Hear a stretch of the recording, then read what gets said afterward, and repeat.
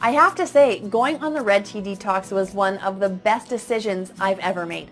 I lost an incredible amount of weight, 12 pounds in only 2 weeks, and more importantly, I learned how to keep it off permanently. In the end, it exceeded every single one of my expectations. And for someone like me, that's saying a lot. You see, I'm no stranger to diets. I've been on a few here and there, but for the most part, I've always been very selective when it comes to choosing one that's right for me. I won't hop on just any bandwagon trend that's sweeping the morning talk shows. No, for me, the key factors here are science. Is the diet actually grounded in scientific evidence? What makes it different than the rest? Are the ingredients proven to work?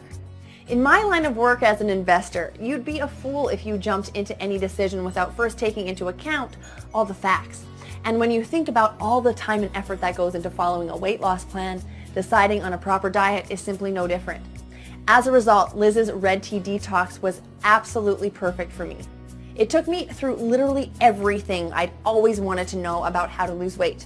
The biology behind it, the importance of certain nutrients, the influence of factors like stress and toxins. It was an informative read that helped me truly understand weight loss so I could keep the pounds off forever.